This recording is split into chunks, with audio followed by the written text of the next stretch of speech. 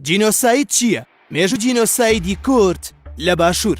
وشەی جینۆسایت لەکدراوی هەردوو وشەی جینۆس و کادێرە کە یەکەمیان یۆنانیە و بەواتای ڕەگەز و دووەمیان لاتینیە بەواتای لەناوبردن دێت.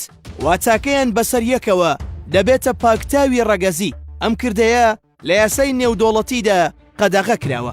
وشەی جینۆسایت لە ناوبیری ئێمەدا زۆر جار تەنیا بەواتای کوشتن وەرگیراوە، بەڵام جینۆسایت بە هەر کردەیەک دەوترێت کە تێیدا هەوڵی سڕینەوەی گەل و نەتەوەیەک بدرێت. جینۆسایدی فیزیکی واتە کوشتن بە هەموو جۆرەکانیەوە. جینۆسایدی بایۆلۆژی واتە ڕێگری لە خستنەوەی وەچە و پەرتکردنی کۆمەڵ و خێزان. جینۆسایدی کولتوری واتە ڕێگری لە زمان و ڕۆشنبیری و شێواندنی مێژوو. جینۆسایدی ئابووری واتە وێرانکاری و تاڵانکاری. نەتەوەی کورد یەکێکە لەو نەتەوانەی چەندین جار لە مێژوودا دووچاری پاکتاوی ڕەگەزی واتە جینۆساید بووەتەوە. لەم راپۆرتەدا قۆناغ و مێژووی ئەو جینۆسایدە بەتەنیا لە باشووری کوردستاندا دەخەینە ڕوو. فازڵ پاشای داخستانی لە ساڵی 1970 بە ناوی عوسمانیەکانەوە هێرشی کردە سەر بارزانیەکان و جینۆسایدی کردن. ئێزیدیەکان وەک ڕەگەزێکی کۆنی کورد لە مێژوودا 74 جار کۆمەڵکوش کراون. لە کۆی ئەو ژمارەیە 35 جاریان بە ناوی ئاینەوە بووە. ساڵی 1932 سوپای عێراق بۆردومانی ناوچەکانی جوڵانەوەی شێخ ئەحمەدی بارزانی کرد. 79 گوندی وێران کرد. 382 ماڵ بەر هێرشەکە کەوتن. سوپای عێراق لە زنجیرە هێرشێکدا تا ساڵی 1961 بۆ سەر باشووری کوردستان 3000 کوردی کوشتووە، 100,000 کوردی ئاوارە کردووە، 150 گوندی سووتاندووە. هەر لەو کاتەدا و لە ساڵی 1963دا حکومەتی عێراق کۆمەڵکوژی کوردەکانی کردووە و گازی ژەهراوی بەکارهێناوە. ئەمە لە کاتێکدا حکومەت لە ساڵی 1957دا ڕێکەوتن نامەی قەدەغەکردنی جینۆسایدی واژۆ کردبوو. دواتر بە عەرەبکردن یاخود تعریب وەک سیاسەتێکی ڕژێمی بەعز بە چڕی دەستی پێکرد. ساڵی 1957 تا ساڵی 1970 واتە لە ماوەی 20 ساڵدا ڕێژەی عەرەب لە شاری مووسڵ لە 156 بۆ لە 176 بەرز بوویەوە، لە کەرکووک لە 128 بۆ لە 144 بەرز بوویەوە. تەنها لە شاری کەرکووک بەعز ئەم ڕێگەیانەی بۆ تعریب و سڕینەوەی کورد گرتە بەر.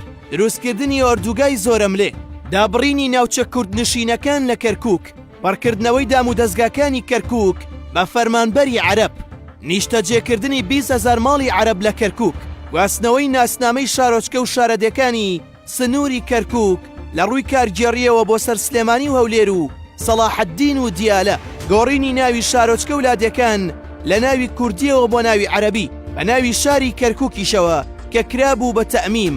گۆران سەلام نووسەری کتێبی چەند پرسێکی کورد لە بڕیارە نێودەوڵەتیەکاندا دەڵێت سەدەی ڕابردوو ڕاگواستن و بە بەعسیکردن و بە عەرەبکردن بووبوونە سێ کوچکەیەک بۆ سیاسەتی بەعسیزم لە عێراقدا کە ئەماش هەڕەشەی لەسەربوونینەوەی کورد کردووە لەم وڵاتەدا. لەبارەی ڕاگواستنەوە تەنیا لە ماوەی نێوان ساڵانی 1963 تا ساڵی 1989 حکومەتی عێراق 3840 گوندی کوردی ڕاگوێزاوە کە 221,000 خێزانیان لە خۆ گرتبوو. لەو خێزانانەشدا زیاتر لە 1 ملیۆن هاوڵاتی کوردستان هەبوون. تەنیا لە ساڵی 1963دا لە ناوچەی کەندی ئاوا 32 گوند توتێنراوە، لە دووبس 21 گوند ڕووخێندراوە. هەر لەو ساڵەدا 40,000 هاوڵاتی کەرکووک و دەوروبەری دەربەدەر کراون. بەپێی راپۆرتی کۆمەڵی نێودەوڵەتی لە لەندەن لە نێوان ساڵانی 1960 بۆ 1970 حکومەتی عێراق 4,000 ماڵی کورد و 700 گوندی وێران کردووە. تەنیا لە ڕۆژی 9 حوتی ساڵی 1963دا لە سلێمانی 83 کورد گول لە باران کراون و 5,000 کەس دەستگیر کراون و لەو ژمارەیەشیان 276 کەسیان لێ بێسەر و شوێن کراوە. کۆمەڵی پشتگیریکردنی گەلانی چەوساوە لە ئەڵمانیا لە ساڵی 1975دا ڕایگەیاند کە ژمارەی ڕاگوێزراوانی کورد گەیشتووەتە 200,000 کەس و 116 گوندیان خاپور کراوە. هەروەها مێژووی کورد لە سیستەمی خوێندندا قەدەغە کراوە و کتێبە مێژوویەکانیشمان سووتێنراوە. لە ساڵی 1970 ڕژێم بازرگانە کوردە فەیلیەکانی ڕاپێکی زیندان کرد و دەستی بەسەر مڵک و سامانەکەیان داگرت. هەر لەو ساڵانەدا 130,000 کوردی فەیلی ڕاگوێزراون بە وڵاتی ئێران و وڵاتانی دەوروبەر. ساڵی 1983 8,000 هاوڵاتی ناوچەی بارزان ئەنفال کراون، 150 گوندی هەمان ناوچە ڕاگوێزراون. ساڵی 1986 150 وڵاتی لە گوندی چیمەنی کەرکووک بەدەستی بەعس کوژراون. ساڵی 1984 عێراق ئۆردوگای پەناهەندەکانی زێوەی لە ڕۆژهەڵاتی کوردستان بۆردومان کرد و 44 هاوڵاتی کوژران و 244 کەسیش بەریندار بوون.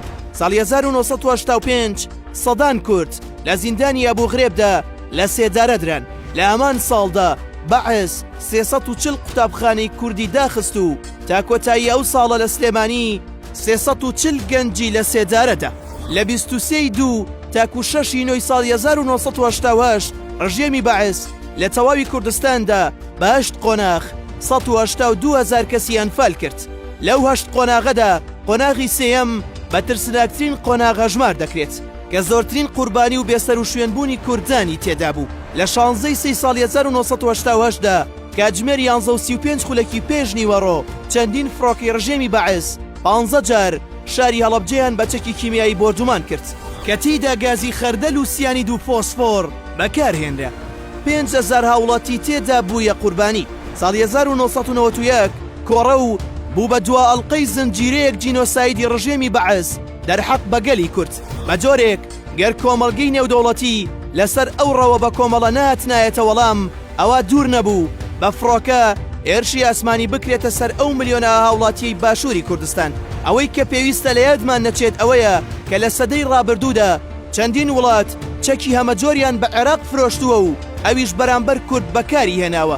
لەوانە ئەمریکا، بەریتانیا، ئیتاڵیا، ئیسپانیا، نەمسا، سوید و سویسرا.